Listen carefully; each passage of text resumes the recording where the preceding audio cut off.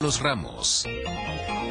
¿Qué tal? ¿Cómo están ustedes? Gracias por permitirnos estar en esta emisión que será sumamente interesante. Hablaremos de la democracia, donde todos tenemos obligaciones y derechos, y sobre esto que es la alternancia pacífica en México, que debo decir, bueno, pues se ha generado a través de la consolidación y fuerza del IFE, ahora INE, que ha generado evidentemente confianza y credibilidad en la sociedad. Hoy, por diversos factores, es sacudida en sus cimientos y sus consejeros acusados y señalados por el gobierno federal. Y por supuesto, ese es un tema para tratar a fondo. Este programa, como usted lo sabe, consiste en 4 módulos, 4 bloques para análisis y discusión. El primero de ellos, vamos a hablar sobre la evolución democrática. ¿Cómo logramos pasar del IFE al INE, el Instituto Federal Electoral, al Instituto Nacional Electoral? ¿Qué significa y por qué esta evolución? El segundo bloque, habremos de tratar sobre la democracia y la alternancia, un fenómeno que ha sorprendido a muchos países, a muchos gobiernos en el mundo entero, dado que en el 2000 hubo un cambio democrático importante en la forma de gobierno en este país, de manera absoluta y totalmente pacífica, y de ahí se han generado cambios en el poder. El tercer bloque, el INE, en la mira precisamente del poder, los ataques, las acusaciones, las denostaciones, los infames comportamientos que se han tenido no solamente contra el instituto, sino con sus personajes. Lorenzo Córdoba ha sido agredido, los consejeros han sido amenazados. Recordamos el caso de Félix Salgado y Mario Delgado a las puertas de este instituto, lanzando amenazas muy serias incluso para la integridad y seguridad personal de los consejeros. INE en la mira del poder, ¿por qué? Vamos a tratar de platicar sobre ello. Y el cuarto bloque estará dedicado a el camino que se está cimentando rumbo al 2024.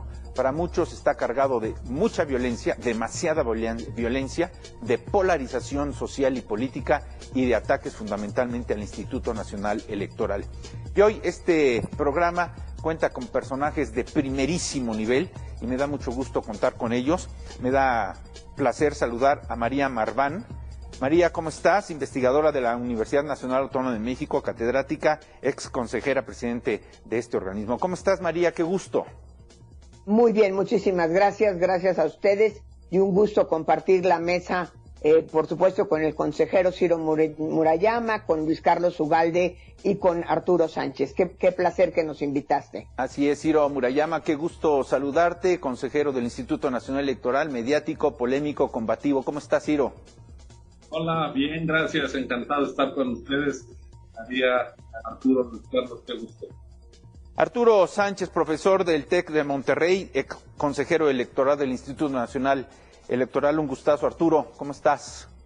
Muchas gracias por haberme invitado. Interesante mesa, va a ser seguramente con muchos elementos para analizar lo que está pasando ahorita en las autoridades electorales. Y por supuesto, hombre de análisis, de síntesis, como lo es Luis Carlos Ugalde, quien fue consejero presidente de este organismo. Luis Carlos, qué placer, qué gusto. Muchas gracias, Carlos. Gracias a todos mis colegas. Me da mucho gusto saludarlos. Voy a romper, por razones, y voy a decir cuáles son, voy a romper un poco la estructura de los bloques que hemos marcado para este programa, porque Luis Carlos tiene un compromiso, habrá de participar en 2 bloques con nosotros.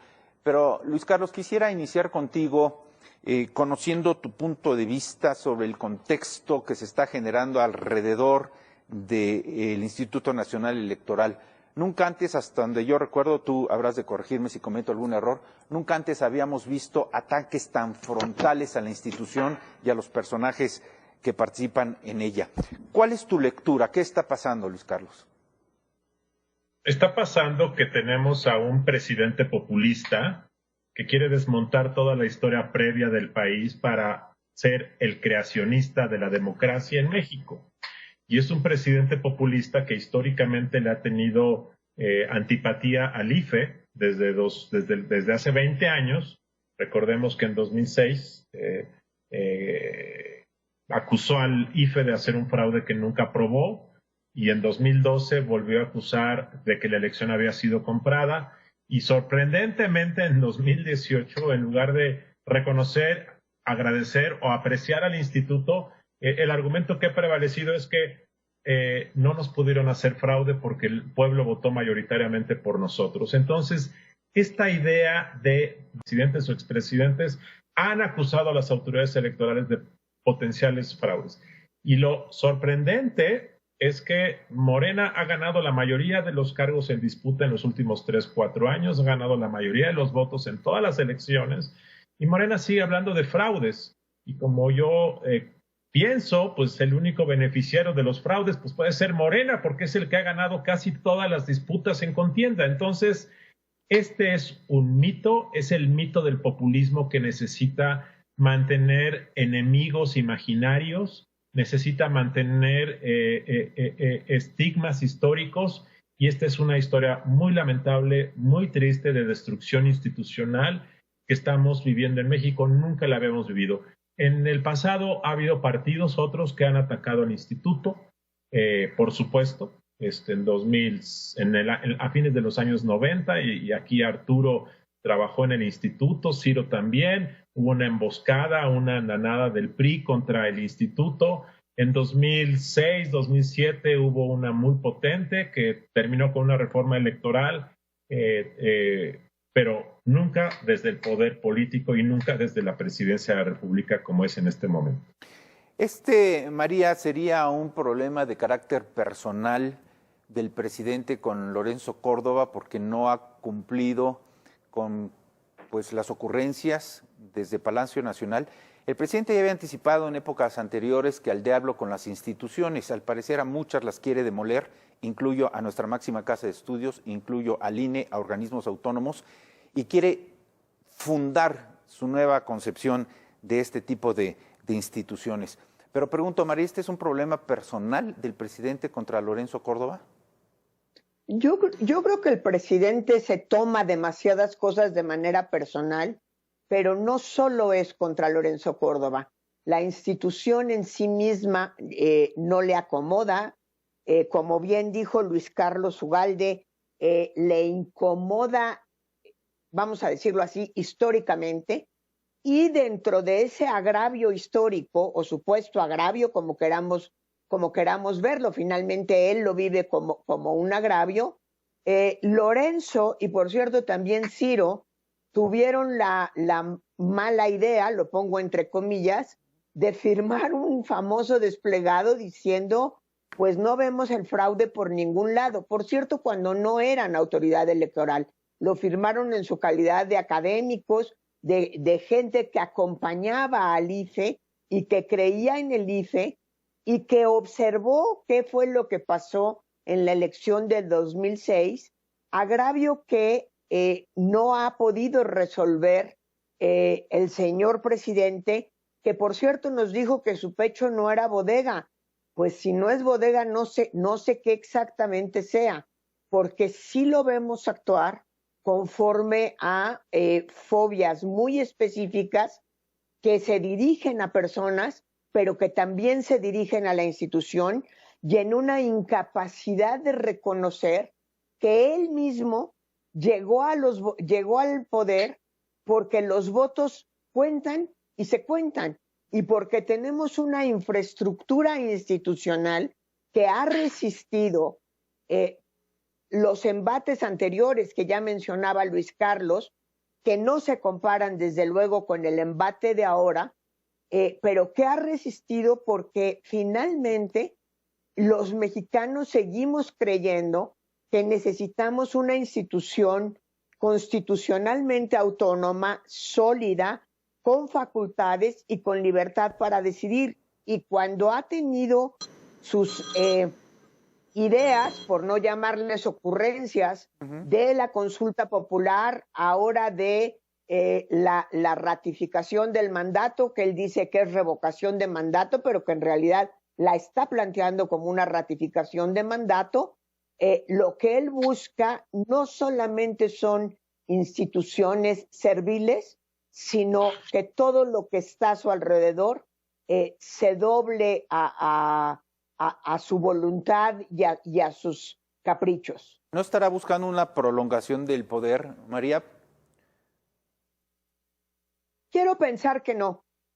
Hay la preocupación en mucha gente, el fraseo de la pregunta está mal planteado, seguramente nos hablará Ciro del tema.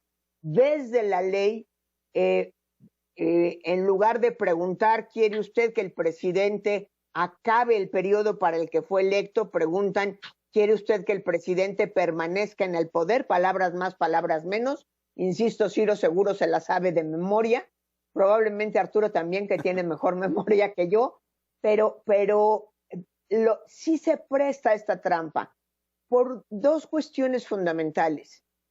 Yo creo que las leyes de revocación de mandatos son una mala idea en general, pero lo que es verdaderamente kafkiano es que el que se supone que va a ser sujeto de la remoción sea el principal promotor de esta figura y de que se lleve a cabo el año que entra. Eso nos hace realmente pensar que hay muy malas intenciones en lo que está planteando el presidente. Ciro, has sido sujeto de ataques muy personalizados en las mañaneras. Se te ha confrontado, se te ha denostado, se te ha menospreciado, lejos de agradecer el esfuerzo que has hecho como consejero electoral, dados los resultados que se han dado en las elecciones pasadas, que ya hablaremos de ello. ¿Qué piensas, Ciro? Bueno, esta personalización que hemos vivido y padecido en los últimos meses, sobre todo contra algunos consejeros, muy destacadamente las agresiones a Lorenzo Córdoba, por ejemplo, a propósito de la negativa del INE a dar el registro a un precandidato en Michoacán y otro particularmente en Guerrero, a la gubernatura, Félix Salgado Macedonio, que implicó que incluso se llevaran un féretro con el nombre de Lorenzo afuera del INE y hubiera agresiones personales, amenazas de iremos a su casa, en fin, son muy desagradables, pero creo que tienen una lógica bastante evidente, que es cargar este ánimo de polarización, incluso de linchamiento hacia las personas, pero en realidad lo que se está combatiendo, y yo ahí coincido con Luis Carlos y con María, es a una institucionalidad que México logró darse, que logró edificar durante décadas para poder procesar de manera pacífica la disputa por el poder, de manera pacífica y democrática, por lo que teníamos antes eran elecciones que, si bien nunca se dejaron de llevar a cabo, uno ya sabía quiénes eran los ganadores y los perdedores predeterminados. Desde que se convocaba una elección, uno sabía que siempre el partido oficial iba a salir avante y que las oposiciones tendrían un papel más bien testimonial. Fue necesario que históricamente, gracias a la lucha democrática, se arrancara la función de organizar las elecciones al gobierno y llegar a un instituto primero profesional y después plenamente autónomo, como fue el IFE, y junto con esa autonomía y una serie de reglas de equidad, pues fue como llegamos a la primera Cámara de Diputados, que no era controlada por el presidente allá en 1997, a la alternancia de 2000, también a un Senado variopinto, sin control de una sola fuerza política desde el 2000 hasta 2018. Es decir, todas estas novedades democráticas que se dieron prácticamente con el cambio del siglo van de la mano del diseño de unas reglas y de unas instituciones que justamente hacen que la elección no esté controlada desde el poder. Y creo que eso es lo que hoy se quiere echar atrás. Y no solo es respecto al INE, hemos visto otras instituciones autónomas que jugaron papeles importantes, como la Comisión de los Derechos Humanos, la propia división de poderes, el papel del Poder Judicial, que ha sido también pues muy atacado cuando no se pliega al discurso presidencial. Es decir, yo creo que estamos ante un momento de riesgo de involución hacia la concentración de poder, hacia la afectación de las instituciones. ¿Y cuál es el riesgo de que se afecte al INE? El problema no es el INE en sí mismo, sino lo que el INE garantiza y antes el IFE, que son elecciones genuinas y libres. Es decir, estas instituciones están ahí para hacer posibles derechos de la gente, como el derecho al sufragio efectivo, a elecciones auténticas, sin canchas disparejas, a favor del oficialismo. Todo eso que se reclamó desde la oposición, con razón, el que no hubiera dados cargados y que permitió los triunfos que vimos. Es decir, hay que recordar que cuando nació el INE en 2014 no existía Morena, a nosotros nos tocó, Arturo era compañero del Consejo General, dar el registro a Morena por primera vez, no por una concesión nuestra, sino porque se lo ganaron en buena lid, cumpliendo con lo que la ley y la Constitución mandataba. Fueron a su primera elección teniendo todas las prerrogativas de dinero público, acceso a radio y televisión, etcétera, etcétera.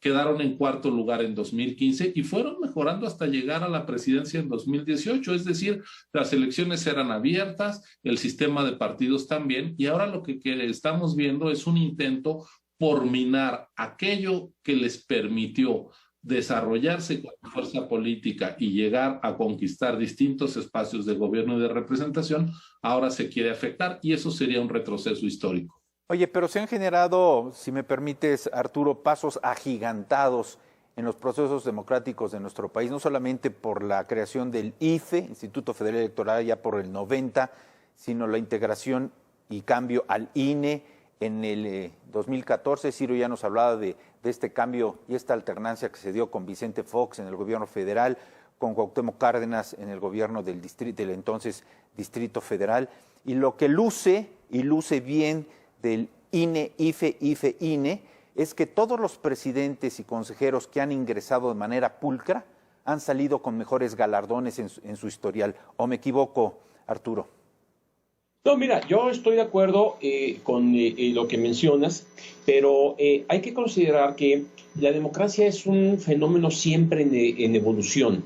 Si tú me preguntas cómo se hacían las cosas en 1996, cuando yo era director ejecutivo de prerrogativas, Pepe Woldenberg era el consejero presidente y veíamos la importancia de la calidad de la organización electoral, las prerrogativas a los partidos, y de ese momento que fue emblemático porque llegó a ser un IFE en aquel entonces plenamente autónomo, con consejeros electorales combativos, etcétera, etcétera. Ciro andaba por ahí asesorando a Pepe Woldenberg, Lorenzo andaba por ahí también haciendo sus pininos, buscando, sugiriendo ideas y demás. De ese momento, 1996-97, a lo que tenemos hoy, nuestra democracia ha evolucionado mucho. La forma de registrar a partidos políticos, fórmulas de participación ciudadana, hoy tenemos consultas, hoy tenemos acciones afirmativas que le dan paridad a la participación de las mujeres y de los hombres, a las comunidades con preferencias sexuales diferentes, a los afromexicanos que tienen representación en el Congreso, discapacitados, etcétera, etcétera.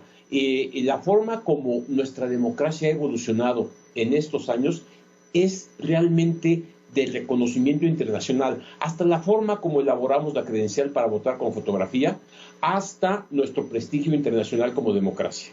Claro, bueno, y la votación de los mexicanos en el extranjero, y lo que bien mencionabas, nuestra credencial para votar, que sirve como identificación oficial, mejor y más recurrente que el propio pasaporte, y que, si no mal recuerdo, cuando finalmente salió y la conocimos, la tuvimos ya en posesión, hasta gobiernos como el de Israel tuvieron visitas a México para saber cómo le habíamos hecho en ese proceso. Vamos al bloque número 2, la democracia y la alternancia. Y en esto quisiera que interviniera de manera directa Luis Carlos Ugalde, porque voy a entrar a un tema vigente, actual, espinoso, pero que raya todavía subrayo, con esta condicional todavía que queda en la especulación. Hemos vivido, Luis Carlos, en estas últimas 2 semanas, en 2 espectáculos denigrantes, ofensivos para la democracia y para la sociedad, como es el caso de Emilio Lozoya. Ese es un asunto político jurídico, pero el caso de Santiago Nieto. ¿Y por qué hago la referencia a Santiago Nieto y el escándalo de la boda? Porque se pretendía, se sabe, se ha filtrado, se pretendía que por el asunto de Emilio Lozoya iría a ser despedido Alejandro Gertz Manero como fiscal y ahí entraría el propio Santiago Nieto. ¿Y qué tiene que ver esto con el INE-IFE? Bueno, pues que la esposa, la actual, la nueva, la de Santiago Nieto, Clara Humphrey, como consejera del Instituto Nacional Electoral, lo que buscaba era perfilarse para precisamente llegar como consejera presidenta. ¿Qué piensas de todo esto, Luis Carlos? Digo, no sabía tantas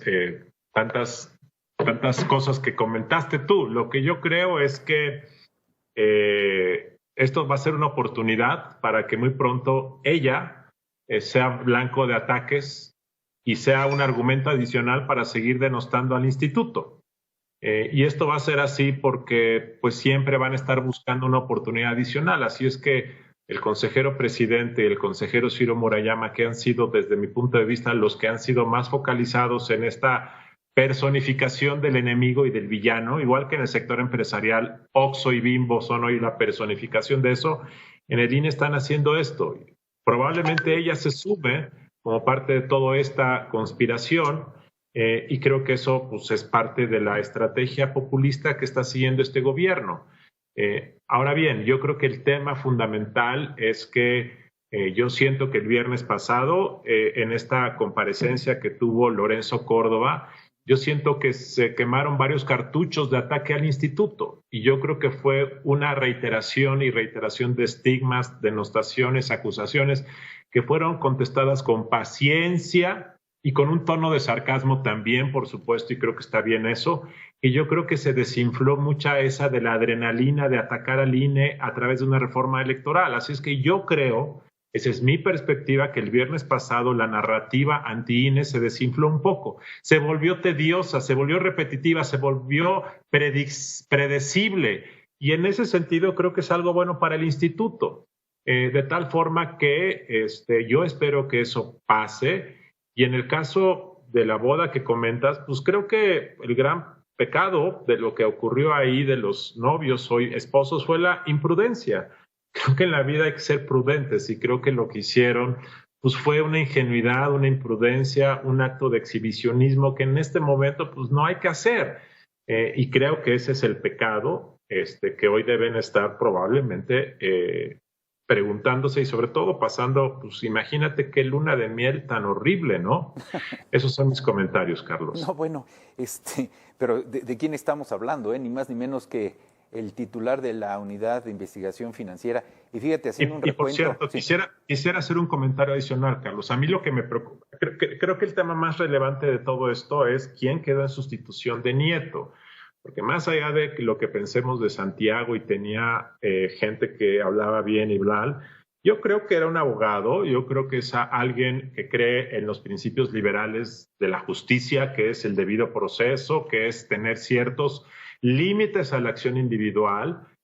Muchos lo acusaron de ser un perseguidor y estar a las órdenes del presidente, pero tenía ciertos cánones, ciertos límites. Yo creo que el sustituto es muy peligroso porque ni es abogado, porque es un ideólogo radical, porque ese sí representa el estilo más vociferante y más destructivo que puede haber de la lucha revolucionaria y hacer lo que sea. Él ha estado varias veces sentado en el Instituto Nacional Electoral, antes en el IFE, así es que sabemos de quién se trata y eso sí me preocupa muchísimo. Creo que esa es la peor consecuencia de todo este affair, que finalmente pues, son dos personas que más allá de esto pues, están ahora en una situación de incomodidad, pero el país yo creo que sí va a padecer mucho la persona que llegó, Pablo Gómez. Bueno, que quedan 2 sellos en su biografía. Esto no es una reflexión ni crítica a favor ni en contra. 2 sellos fundamentales de Pablo Gómez, activista del Movimiento México 68, incluso en su Twitter así lo pone, 1968, y por otro lado un sujeto formado en las líneas del Partido Comunista. Pero iba a notar lo siguiente, que no saltamos del tema, pero qué curioso o qué representativo o qué coincidencia que los tres hombres más cercanos y más íntimos en su relación política con el presidente de la República, pues han sido cesados por extremos lujos, por abusos e incluso pues por el manejo indiscriminado de dinero. Estoy hablando de René Bejarano, su secretario particular, ya lo sabemos, el señor de las ligas. Estoy hablando de César Yáñez, con una fastuosa boda que pues, le causó mandarlo al rincón.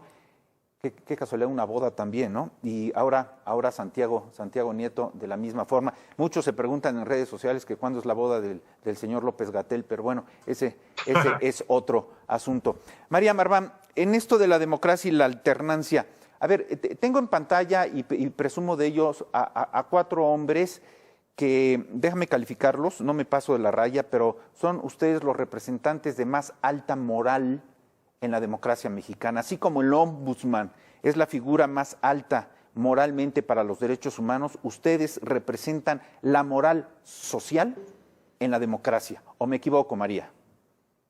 Bueno, alabanza en boca propia es vituperio, es un poco complicado decir sí o no. Yo creo que como consejeros que hemos sido los 4 que estamos invitados a esta mesa, pues tratamos de desempeñar nuestro papel conforme a derecho, aguantando vara. Hace rato le decías a Ciro, ni siquiera te agradecieron. Pues yo me atrevería a preguntarle a Luis Carlos o Arturo si alguna vez algún partido le ha agradecido algo, porque a mí nunca me agradecieron nada, y creo que tampoco está en su obligación agradecer. Creo que hay buenos y malos tratos, pero de lo que estamos hablando en términos generales es de un trabajo de ser árbitros, es ser árbitros, pero también ser entrenadores, bueno, no, entrenadores no es una buena palabra, preparar la cancha, preparar que el estadio esté en condiciones para que haya una justa equilibrada y poder llegar a la competencia electoral en donde haya certeza en las reglas e incertidumbre en los resultados. Exactamente lo contrario que teníamos en la época del partido hegemónico. Falta de certidumbre en las reglas, pero la verdad es que era muy sencillo. Desde el momento en que salía el tapado, ya sabíamos quién iba a ganar las elecciones, nada más era cuestión de adivinar un poquito el porcentaje, etcétera. Nos pides, Carlos, que hablemos de la alternancia, y a mí me gustaría hablar de las alternancias en plural. Es decir, yo creo que en México el sistema electoral prueba su democracia, prueba su equilibrio en las reglas, prueba su sistema competitivo en las múltiples alternancias que se dan en cada elección. Nos fijamos mucho en la del presidente. Sí, en 2000 salió el PRI, entró el PAN, en 2006 repitió, en 2012 regresó el PRI, en 2018 llegó la izquierda, hay quien dice que con eso se cerró un ciclo, pero si nosotros vemos todos los demás cargos hacia abajo, tanto los federales como los locales, la alternancia es lo común de lo que sucede. No quiero decir que solo si hay alternancia podemos probar que estamos en un sistema democrático y justo. Lo que me parece es que la lógica nos obliga a pensar que si en una misma elección tenemos que más del 50% de los puestos en competencia sufren alternancia, sí, pierde el partido en el poder y ganan otros, y gana el partido en el poder en algunos casos, lo que no podemos hablar es de fraude. Creo que hemos sido sumamente laxos y permisivos con los partidos políticos, especialmente con hoy Morena, antes el PRD, al permitirles usar el discurso del fraude de manera completa y absolutamente irresponsable. Una cosa son malas prácticas de los partidos políticos y otra cosa es fraude. Para mí la distinción esencial en un fraude es cuando la autoridad electoral se colude con el partido en el poder o con otro partido, pero normalmente es lo lógico es que se coluda con el partido en el poder para mantenerlo en el poder o con otro partido para favorecerlo en las reglas. Claro. Si en una elección en la que tenemos 629 cargos de elección popular en disputa, tomando la Cámara de Diputados, el Senado y la Presidencia, todos ganan y todos pierden, pues a mí que me expliquen con quién se coludió la autoridad, porque de verdad sí se requiere, pues yo no sé qué tipo de ciencia infusa para poder adivinar en qué momento la autoridad se coludió con quién, o si fue haciendo pequeñas colusiones distrito por distrito.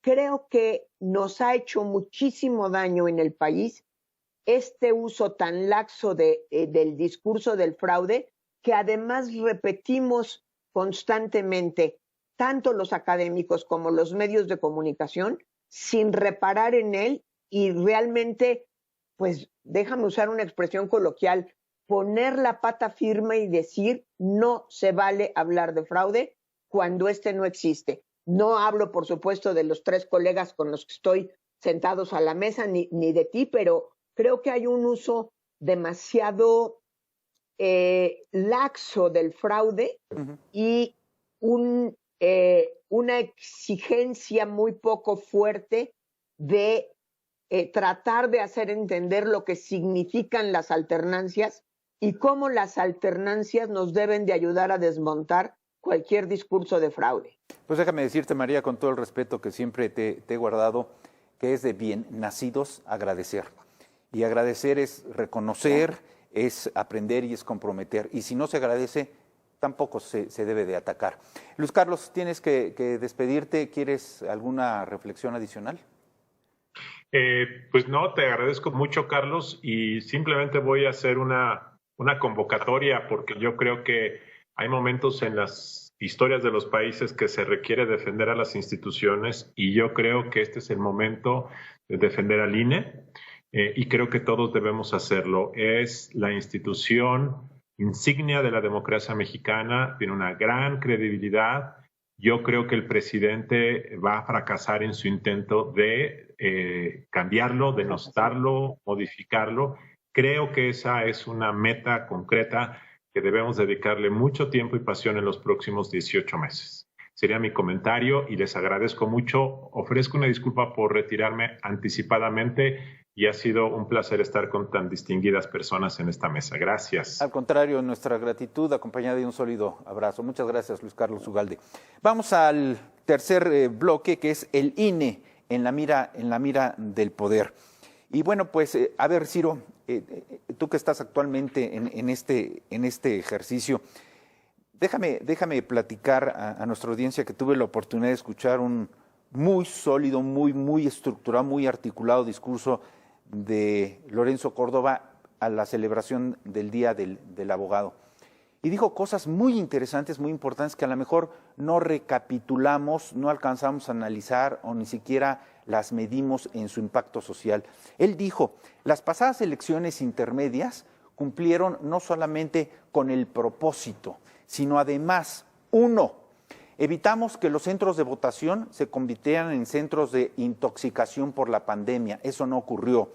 2, nos enfrentamos a un ejercicio inédito de violencia en todo el territorio nacional. Violencia que ha sumado miles y miles de muertos en este país.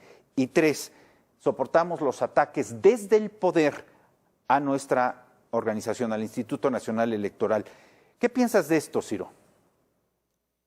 Oh, yo coincido con Lorenzo, fue un proceso electoral muy complicado por la pandemia, por el contexto de inseguridad y de violencia y por los ataques desde el poder al instituto. En efecto, claro, se trata de ir a contracorriente. Si de por sí hacer una elección en el país es muy complicado por nuestro modelo, que implica ir a visitar al 13% del padrón electoral, esto es a tocar en la puerta de la casa de 12 millones de personas, invitarles a que destinen su domingo a instalar casillas, a recibir a sus vecinos, a contar los votos, a llenar las actas, a después llevar el paquete electoral a las juntas distritales del INE, pues es una tarea muy ardua. Afortunadamente la ciudadanía reaccionó muy bien, instalamos las casillas previstas, salvo algunos incidentes, y a mí me parece que en plena pandemia, después de lo mal que nos fue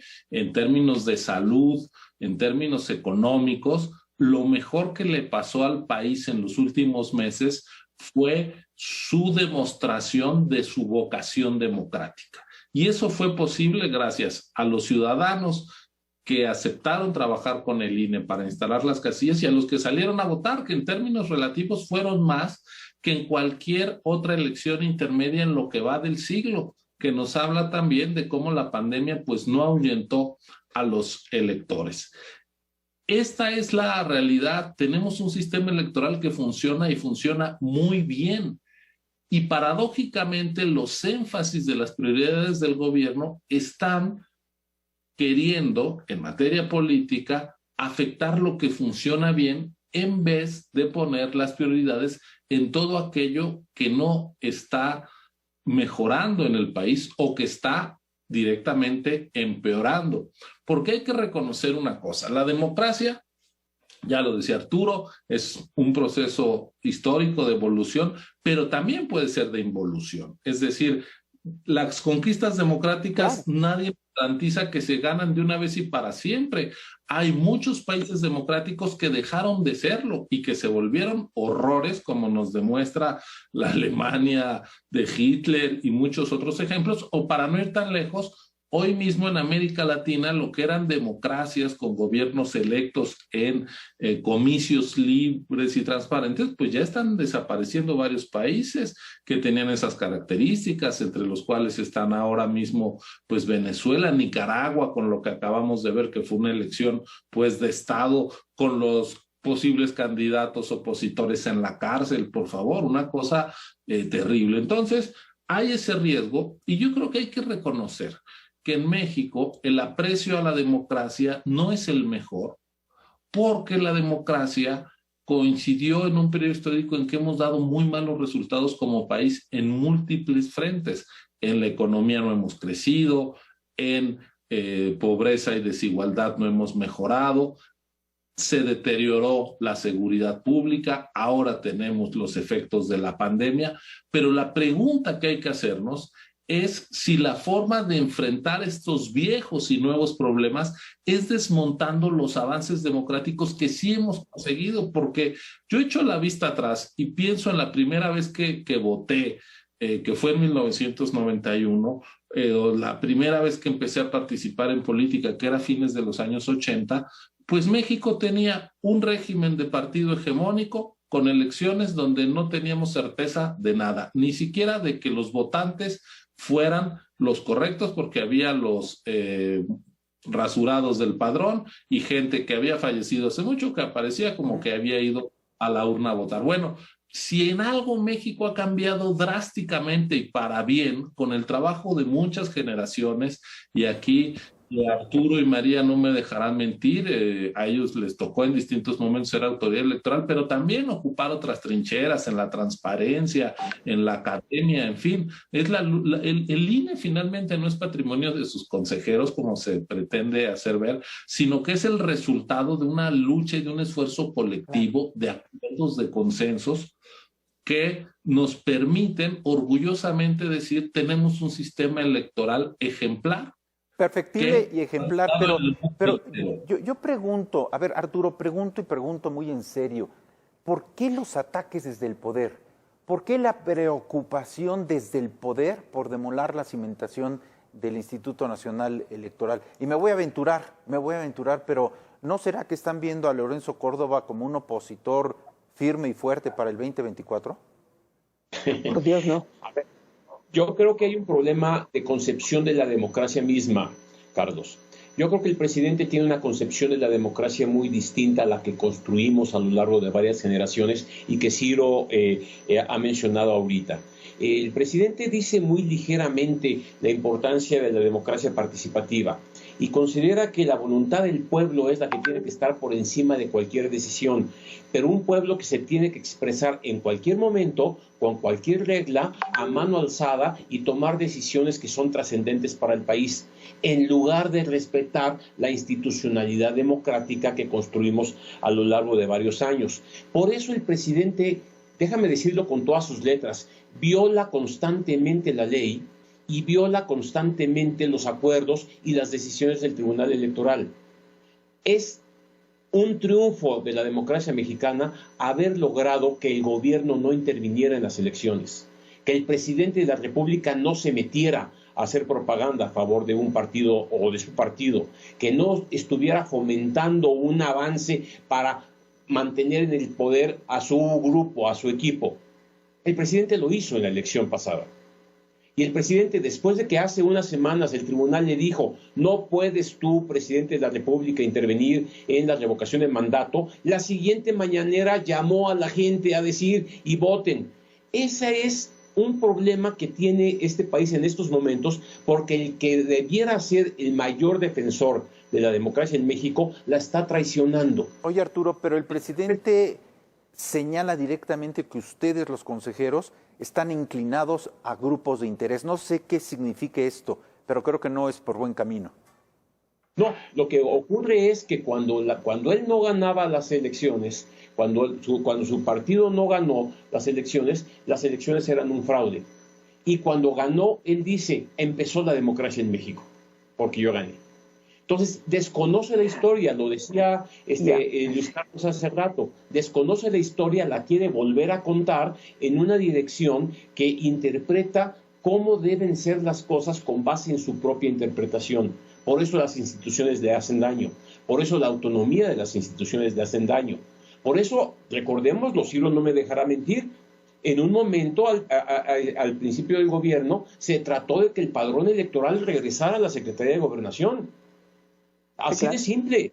A ver, entonces, María, ¿esto quiere decir que la democracia empieza y solo empieza con Morena? No, esa es la historia que nos quiere contar el presidente.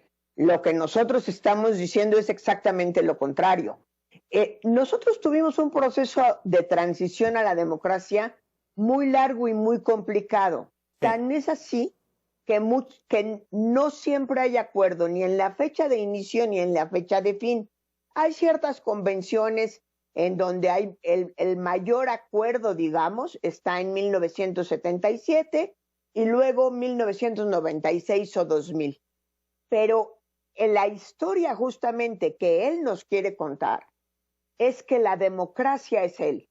Y como él es la democracia, hasta que él llegó al poder, podemos hablar de democracia y curiosa y paradójicamente, lo que está tratando es de desmontar las instituciones que han ido fortaleciendo la democracia en México, entre las cuales, por supuesto, hoy estamos hablando del INE, es una institución fundamental porque si no logras la transición del poder de un partido a otro, con elecciones libres, pacíficas, en donde el que pierde se va a su casa, el que gana asume el poder y el que pierde sabe que puede seguir compitiendo y sobre todo puede seguir hablando, puede seguir contestando a quien ganó en el poder en el buen sentido de la palabra, en obligarlo a reflexionar, en ser parte de la oposición.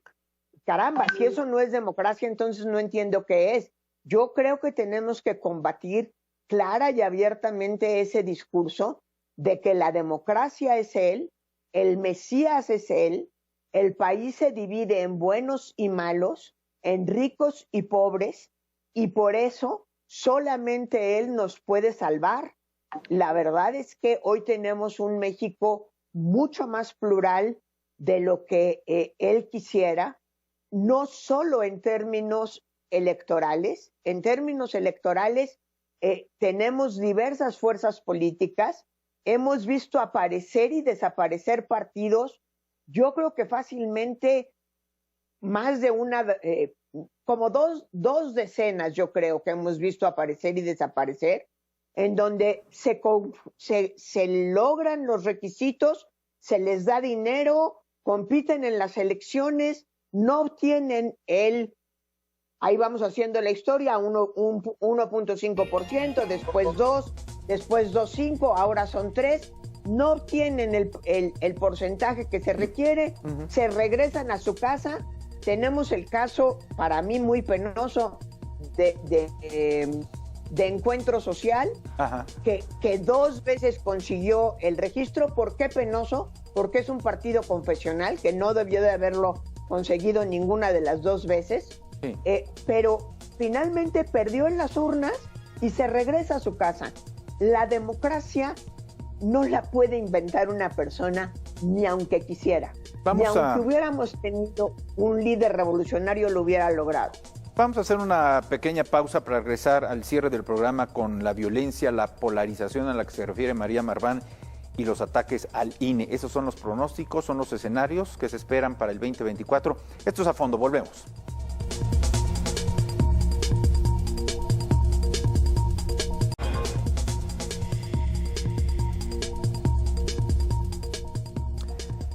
Bien, pues regresamos para los pronósticos, para lo que podemos pensar puede ser la ruta para el 2024. Entiendo, no es una posición personal, pero entiendo que por las condiciones que hemos estado discutiendo y analizando en este programa, las nubes están muy grises para el 2024, sobre todo para el Instituto Nacional Electoral, que podría llegar, esperemos que no, pero golpeado, menospreciado y muy criticado. Tenemos 8 minutos para cerrar programa. Inicio, Arturo, contigo. ¿Qué piensas? A ver, primer punto, algo que mencionaste que no me dio tiempo de contestar. Sí, dime.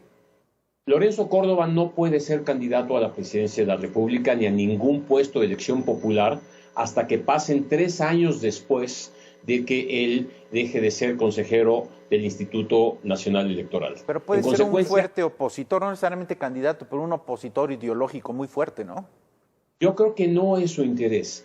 Lorenzo siempre ha dicho un elemento muy importante y lo ha dicho no nada más porque lo cree, sino porque en su función de consejero presidente, él sabe que deja una huella importante y que debe tomar una distancia adecuada. Él regresará al Instituto de Investigaciones Jurídicas de la UNAM a ocupar la plaza que tiene reservada ahí, a seguir haciendo investigación.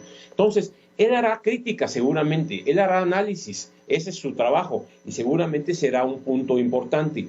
Pero creo que como hizo Pepe Woldenberg, como hizo Luis Carlos Ugalde, como hizo Leonardo Valdés, tomarán distancia para justamente dejar que las instituciones fluyan. Ahora, en el tema que tú mencionas ahorita, que es muy importante, la mayor amenaza que ahorita está sobre el Instituto Nacional Electoral es una reforma electoral amañada que busque cambiar las reglas actuales de la institución y que prepare un 24 que favorezca a una concepción de democracia que no es la que hemos estado construyendo hace muchos años.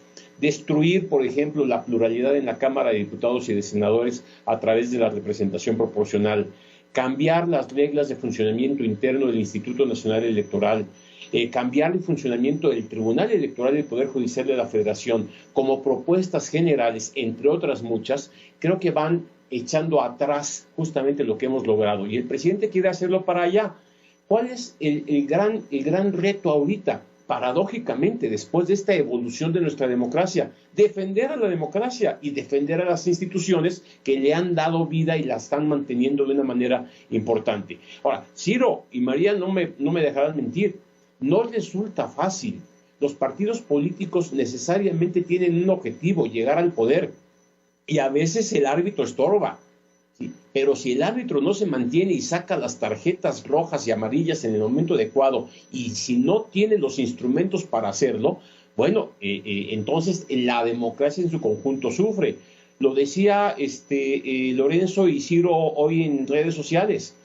¿Cómo quieren que se haga una obligación, se cumple una obligación como organizar una revocación de mandato sin dinero, con un recorte presupuestal históricamente inmenso para el Instituto Nacional Electoral, sin dinero organizar lo que equivale a una elección? Eso es boicotear no nada más la revocación de mandato, es boicotear a la institución electoral.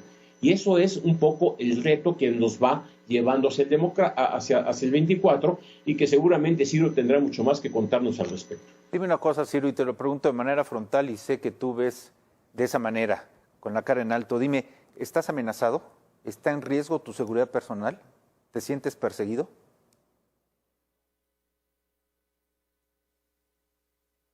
Perdón que tenía el micrófono apagado. No, a ver, yo creo que lo que estamos es ante un acoso más bien institucional. A veces hay excesos retóricos que pueden dar lugar a que un día uno en la calle, algún acelerado le vaya a decir alguna grosería.